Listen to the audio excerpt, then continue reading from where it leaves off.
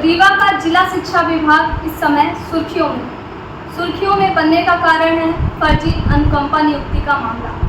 इस मामले में जो सबसे गंभीर आरोप लगा या फिर ये कहें सवालों के घेरे में आए डीईओ सुदामा लाल गुप्ता।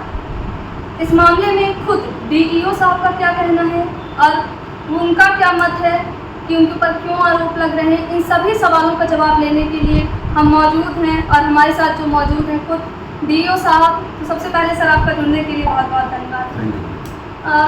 आपके ऊपर जो फर्जी अनुकंपा नियुक्ति के जो आरोप लग रहे हैं उस पर क्या कहना है? इस कार्यालय के द्वारा मेरे कार्यावधि में 6 अनुकंपा नियुक्तियाँ हुई हैं जो अवैध और पूर्व रचित दस्तावेजों के आधार पर प्राप्त की गई। उन 6 नियुक्तियों पे जो डॉक्यूमेंट्स आए थे वो इतने सहज और स्पष्ट थे कि वो सही से भी सही थे। तो प्रथमतः पहले मेरे द्वारा एक नियुक्ति पकड़ी गई, उसका अपने वेतन भुगतान में आनाकानी कर रहे थे, तो उसके विरुद्ध FIR जिला प्रशासन को बताया गया और FIR दर्ज कराई गई। पर मुझको लगा कि नहीं और कुछ हो सकता है, क्योंकि ये धोखा किया, हम स्वयं धोखा हमारे साथ किया गया, गलत दस्तावेज किए, मैं स्वयं धोखे से पीड़ित।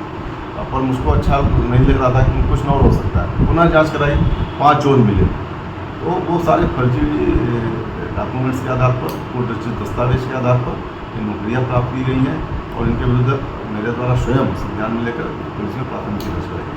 सर आपके साथ धोखा हो रहा है तो इसके लिए आप किसको जिम्मेदार कहते हैं? क्योंकि कहीं ना कहीं आपके ऊपर आ रहा है कि जिला शिक्षा अधिकारी के हस्ताक्षर है, हस्ताक्षर के बाद फर्जी नियुक्ति हुई, तो आप इस धोखे के लिए, आपके साथ जो धोखा हुआ है उसके लिए आप किसको जिम्मेदार मानते हैं?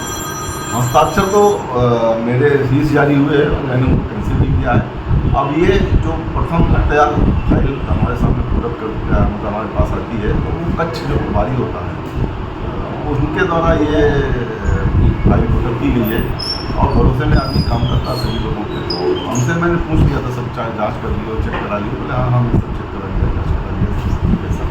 तो मैं तो प्रथमतः उन्हीं को मानता हूँ कि उनके द्वारा ही जो मैं समझ के फाइल। सर प्रभारी जो आपको गलत दस्तावेज दिया कह रहे हैं उनके खिलाफ भी क्या कोई एक्शन हुआ? FIR हो गई है सर आपने दर्ज कराई? हाँ। सर जैसे अभी ये मामला आया है सामने, तो एक प्रक्रिया क्या होती है जिससे पता चल सके कि ये आदमी अवैध है या फिर ये नहीं कि ये नहीं है? पहले प्रक्रिया ये होती है कि उनके सभी दस्तावेजों का वेरिफिकेशन करना चाहिए, क्रॉस चेकिंग करनी चाहिए कि जो भी दस्तावेज लगे हुए हैं उन दस्तावेजों की जांच विधिवत करनी चाहिए भाई यहाँ से है सही नहीं है। और पता ही कि उन्होंने वो लगता है जो भी इसमें शामिल थे ही, तभी तो हमारे पास तब किया गया। अगर विधिवत जांच की गई होती तो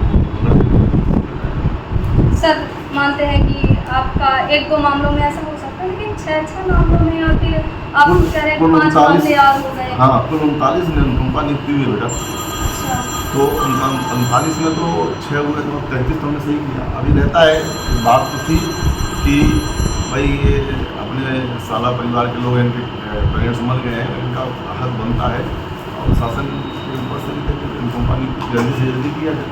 तो जल्दीबाजी में भाई सबको नौकरी दी जाती। 33 तो हमने सही किया, अब उसमें लोगों ने धोखा किया। सर कमिश्नर साहब ने आपको नोटिस जारी किया, तो उस नोटिस का आपने क्या जवाब दिया? आपने अपना पक्ष रखा? हाँ, वो तो मैंने उनको समझ अपना प्रस्ताव रखा है, जो भी मेरे आपसे मैं बात कर रहा हूँ। अच्छा, तो सर क्या लगता है इस मामले की जो पूरी पारदर्शिता है कितने समय में सामने आ पाएगी और आपके ऊपर जो गंभीर आरोप लग रहे हैं ये तो जांच पुलिस में है, पुलिस जांच संज्ञान में पुलिस देखिए क्या करती है।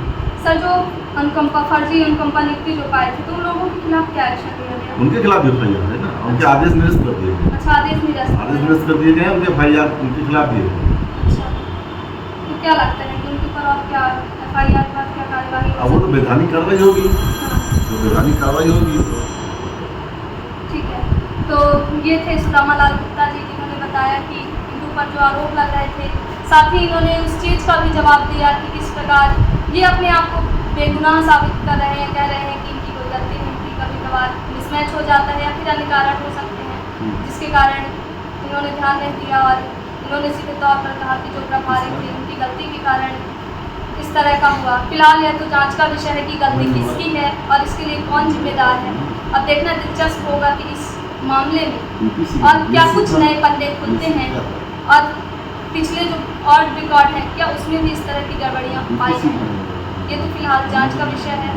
वीडियो जर्नलिस्ट धीरज के साथ सोनाली दुबे।